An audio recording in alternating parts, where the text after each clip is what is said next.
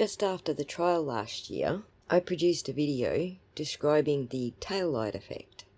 There's a link in the description below if you haven't seen it, but essentially I had my suspicions at the time that some kind of red filter had been applied to the Sallyport video to mute the red in the tail light. In that demonstration, I didn't want to give them any ideas and show them that they could actually draw a marquee around the tail light and have it tracked through the motion of the video so that the muted red effect was constrained only to the tail light area. Now, like I said, at that stage I was only suspicious. I didn't really have any hard evidence of anything. But yesterday a certain YouTuber uploaded a video that changed everything. He showed us that there are only 4 LEDs that light up the red section, and that it's this bubbly clear plastic that diffuses it throughout the light housing. He demonstrated this by removing the bubbly clear plastic, and lo and behold, the LED light at the top no longer lights up the entire housing. I have included a link to BN Trouble 31's video in the description so that he can get all the views and likes that he deserves. For the purpose of this video though, I just wanted to point out that it was BN Trouble 31's video that changed everything. Because he has confirmed that these LEDs are red. They're not white and they're not yellow despite them looking yellow in the video. They're red. Now I am more convinced than ever that they used a marquee with tracking to outline just the tail light itself and then have it track the movement across the screen in video format. And what's the likely program you might use for marquee motion tracking in a video? My guess is Adobe Premiere. We can see the logo for Adobe Premiere right here on the desktop that Breenan used in court just the other day. This is the Adobe app that you would most likely use on videos to apply marquee motion tracking. You can also do it in After Effects, which is another part of the Adobe suite, which you would also have access to if you were using the cloud version of Adobe Premiere. So naturally, I want to know if they have used red suppression on the entire video, or if they have selected just the tail light with a marquee and applied motion tracking so that only the tail light has the red channel suppressed. Of course, it could be a bit of both. So I'm going to start with a color distribution check. So I'm going to start with 3 still frames taken from the footage. The first frame is before the tail light appears on the screen. The second frame will be just as the tail light appears on the screen. And then the third image is when the car comes to a halt because we know the brakes are applied at that point. And this gives us our first visual clue that something ain't quite right here, because that snow behind the car is not glowing red. If the brakes are on and there's snow behind the car, then the snow should be reflecting the brake lights. So what are the tools that a forensic expert might do to analyse these things? They will probably start with a histogram, a colour distribution check. Every video frame contains colour information in the form of RGB values. These values are always in the range of 0 to 255. The histograms show the intensity distribution of red, green and blue channels for each frame. And now that we have those values, we can start doing something with them. To begin with, I'll isolate the tail light areas in frame 3 to specifically analyse the red intensity in that region. Doesn't look like much, but let's just overlay it with the original image so we can see what it's matching up to. So here we can only see the tiniest little bit of the tail light right at the top where the red channel is dominant. The one in the middle is the top of the witch's hat, and then to the left there's also a drink bottle on the ground which is a dark red, and then some of the shading on the orange shirt may come across as red because dark orange is close to red. What this does show us is that the tail light is not as visibly red as expected. Things that could cause this are white balance or exposure issues. For example, if the camera has adjusted exposure or white balance affecting how red light appears. There could be infrared contamination. If the security camera uses an IR sensor, then red LED lights may not appear as bright.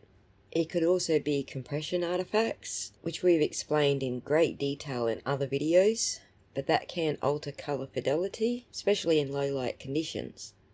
And lastly, it could be lens or lighting effects, like the ambient lighting or reflections in the garage may be impacting the perceived colour.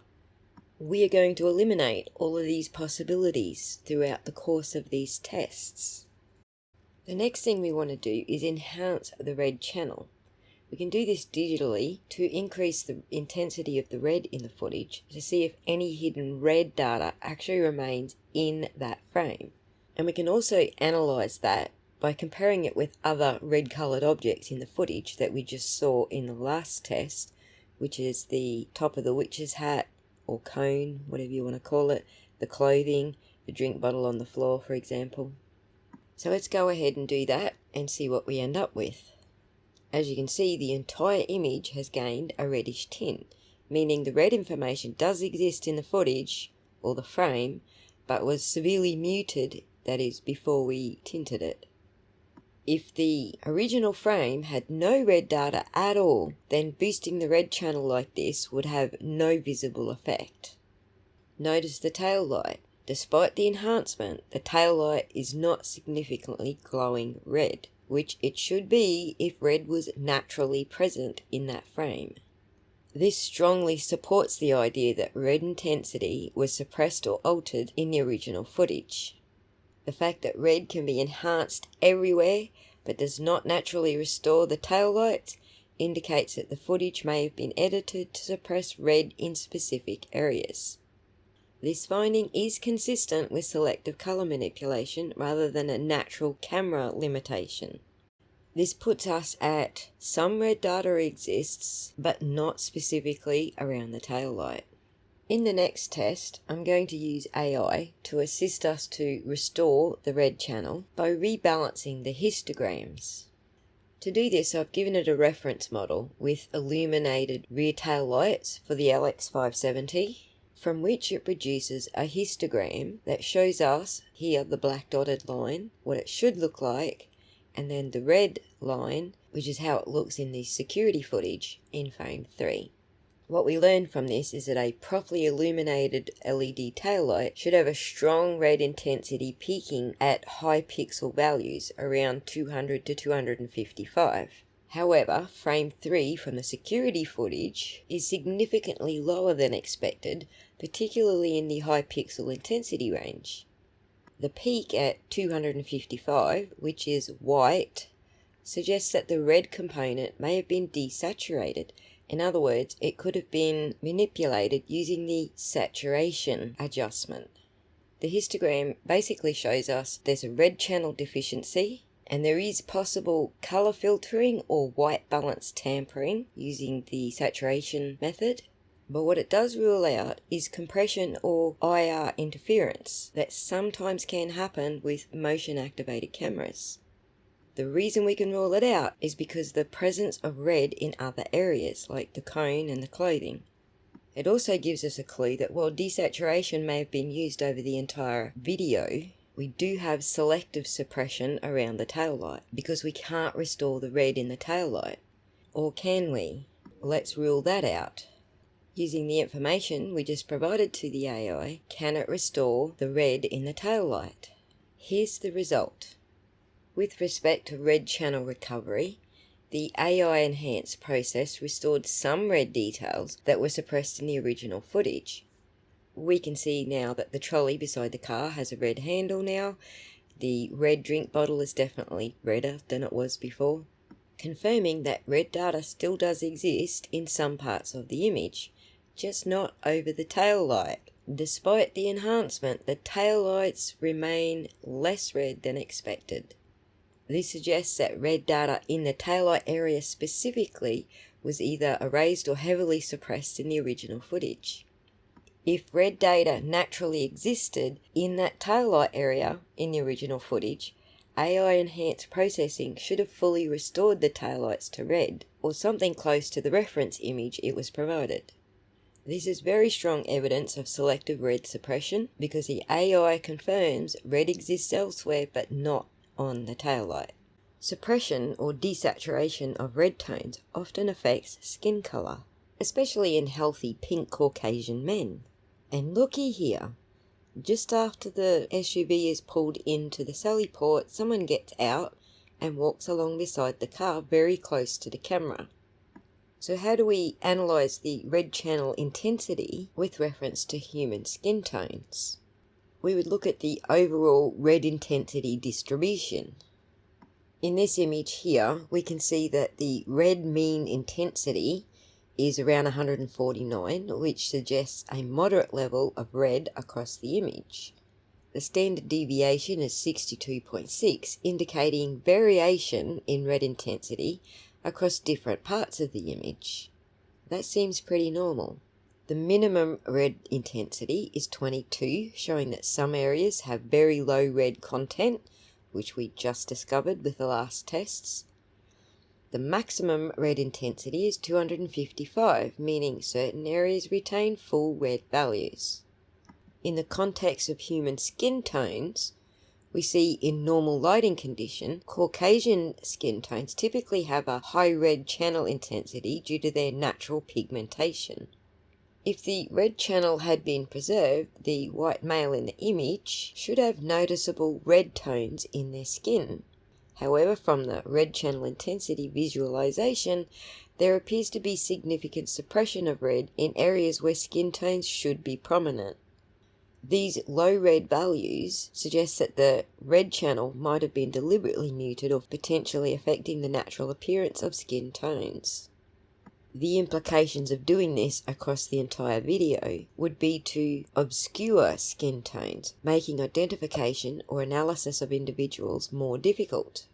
Additionally, suppressing the red channel can also make the environment appear colder, like winter colder, or washed out, which might alter the perception of lighting conditions or temperatures. The presence of full 255 red values in some areas, such as the cone or the water bottle on the floor, suggests that not all red was removed, but rather specific areas were altered. Full disclosure, I'm not 100% sure that this is the correct way to analyse skin tone.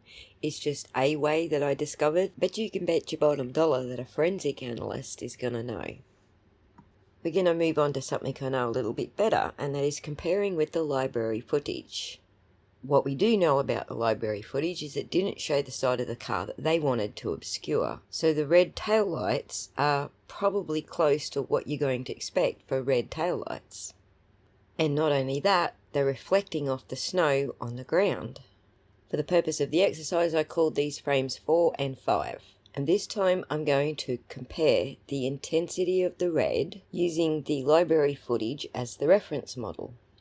And as you might have guessed, the camera being further away from the vehicle should produce less red intensity, and being closer to the vehicle should produce more red intensity.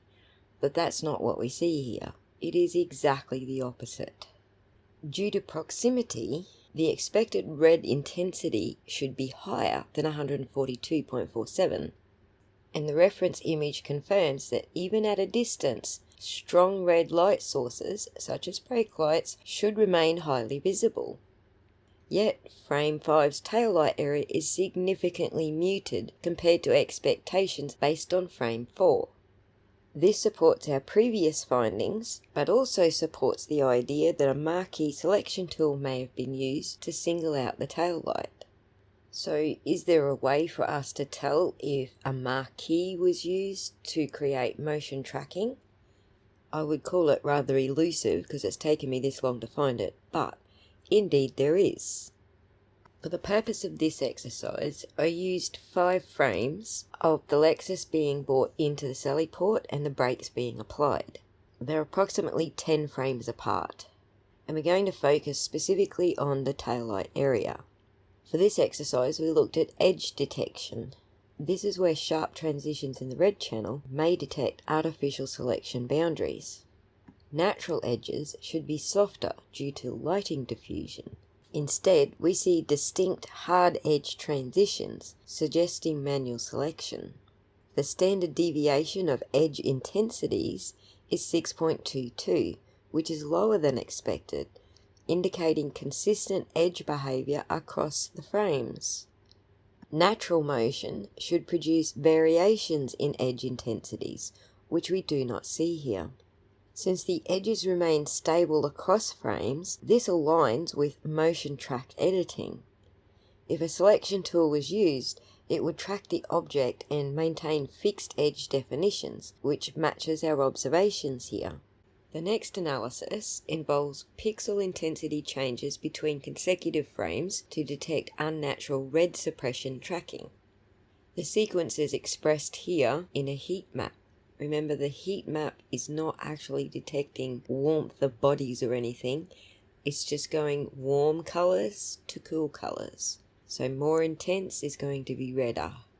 Natural frame differences should show random variations due to lighting and motion. Instead, the heat maps show a structured suppression movement, suggesting tracked red reduction. The standard deviation of heat map intensity, 20.46, is lower than expected, meaning the differences between frames are unusually stable. A higher variance would be expected if red suppression was occurring naturally. If motion tracking suppression was done manually on a fixed area, we would see random changes between frames. Instead, the heat map movement follows the same path across all frames, aligning with automated motion tracking. So essentially, the frame difference heat maps confirm automated motion tracking. Instead of natural variations, the red suppression follows a structured movement, which is highly indicative of digital tampering. A natural video should not display this level of control over red suppression. This last test is going to be very interesting because you may recall Breenan gave us another reference video.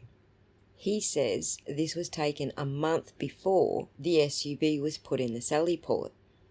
What I'd like to do is compare the red intensity between the two videos. But first of all, I gotta flip this sucker back the other way just to make sure we're comparing apples with apples. And this time we're going to determine if the red suppression is a camera artifact or a manual alteration. If it's a camera artifact, it will be identical across both footages. And here's the result. First we'll do the numbers. The mean red intensity in the empty garage footage is 141.23. The mean red intensity in the vehicle footage is 118.80. The vehicle footage has approximately 15.88% lower red intensity. This basically means that the red suppression appears only in the vehicle footage. If this were a camera artifact, the empty garage footage would also exhibit muted reds. Since the empty garage footage contains its red levels, but the vehicle footage does not, it suggests manual red suppression. A 15.88% drop in red intensity in the vehicle footage, while the environment remains identical, is highly indicative of manipulation. This matches prior optical flow, ELA, and heat map analysis findings, confirming motion-tracked red suppression. The camera is not responsible for the red suppression. The suppression is localized to the vehicle footage. All forensic tests align strongly, suggesting that the red channel was manually muted using motion tracking. The empty garage footage retains more red intensity overall. It's smoother. The environment, the walls, the objects show expected red tones. There's no evidence of global red suppression in the empty garage footage. The red intensity in the vehicle footage is all over the shop. It's unnaturally suppressed, especially in the taillight area. We can arrive at clear evidence of red suppression in the vehicle footage because the background objects maintain their natural red distribution, while specific regions of the vehicle appear affected. If this were a camera artifact, we would expect the entire frame to be equally affected. So Mr. Breenan screwed up there because he proved to us that the camera is not responsible for the red suppression. Although slightly muted to hide skin tones, the vehicle footage red suppression appears to be localized to specifically the taillight. At least that's how it looks to me. But I am by no means an expert on this topic, I'm just learning as I go. Could an expert on this topic do a way better job than me? Absolutely. I think what I have proved here, though, is that it's possible to prove that the footage has been manipulated. Does Team Karen want to pay for that sort of expert? I don't know. Is this a hill they want to die on? I don't know. I just think it's hilarious that Breenan gave us some new footage to examine, and not only does the timestamp not match, but neither do the red intensity levels. And the cherry on top is that I learned something during this exercise, and that is the way that I was looking for marquee tool marks was actually a completely different way of literally finding them, and it had nothing to do with frame differencing. I never cease to be amazed.